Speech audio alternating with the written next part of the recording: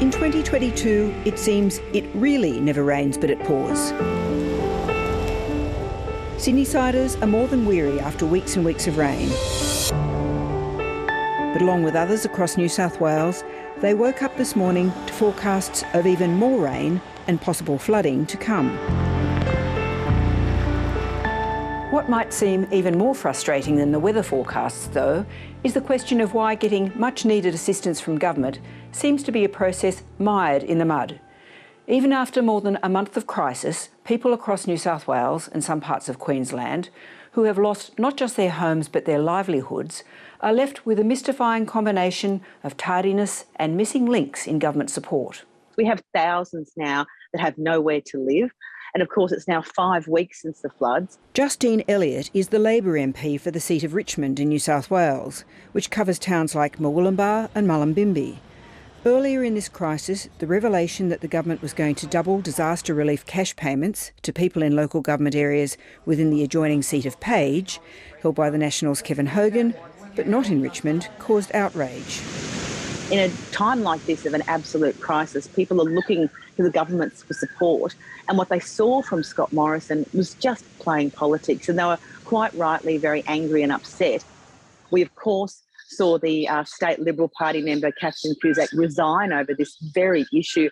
The idea that being a flood victim in a National Party seat makes you more worthy than a flood victim who is in the Richmond electorate and they're less worthy is probably the most unethical approach I have ever seen. Somehow, the sheer scale of the disaster just did not seem to have percolated up from local MPs to the government. We are all traumatised, no one is sleeping properly, those that nearly drowned are having nightmares, those that saved them are having nightmares.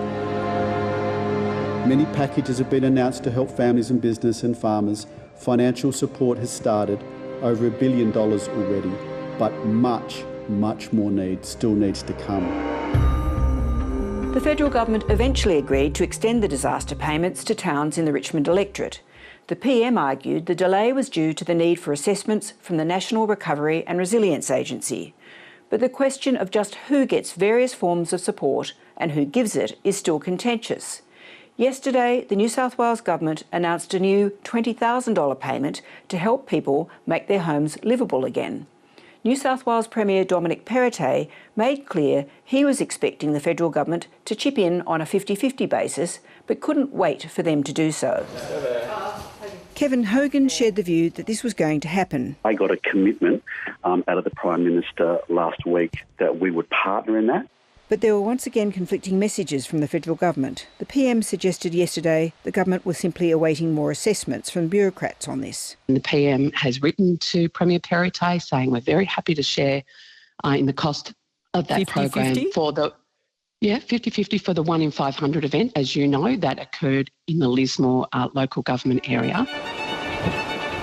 That reference to a 1 in 500 year flood suggests the payments may only go to people in Lismore, not other areas. And there was more confusion about claims that the ongoing cash payments were about to be doubled. So what's going to happen is a disaster recovery allowance, which is one that we do solely with the Commonwealth Government.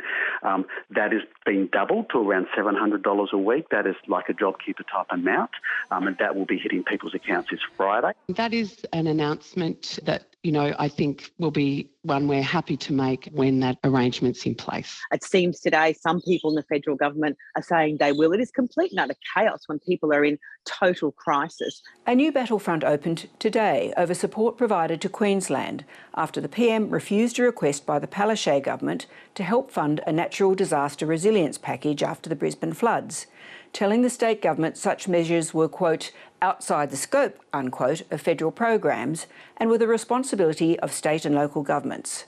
However, late this afternoon, Emergency Services Minister Bridget McKenzie seemed to leave the door open for more assistance to Queensland. The highest level of disrespect for our state from the Prime Minister, because he has made the political calculation that he does not need the votes of flood-impacted families in this state. Look, well, I think we've seen over some time now a real politicisation And it's very unfortunate, a real politicisation of natural disasters. They are all Queensland responsibilities, and we think they should do that. It's hardly an edifying spectacle just days before the federal election campaign is finally called. Are you calling the election tomorrow? No. Where are you doing it on the weekend then? No, the election will be called soon enough. Once again, the PM's capacity to get on the political front foot was undermined by more criticisms emerging from his own side of politics, with the revelation of more critical text messages from former New South Wales Premier Gladys Berejiklian. And the fallout continued over the PM's intervention in the New South Wales Liberal Party.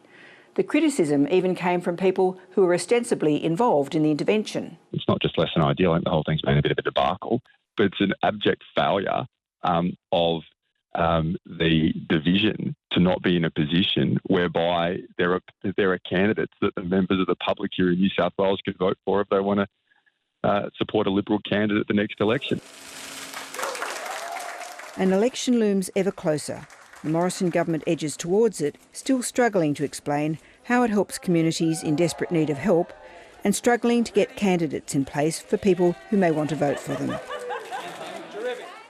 A spokesperson said the federal government's offered to support the back home grants and looks forward to confirming further details when the New South Wales government responds. You can find that statement on our website. Hi, I'm Lee Sales. Thanks for watching this story. If you'd like to watch more of 7:30's stories, they are on the left of your screen. And tap on the button below to subscribe and get the latest from ABC News.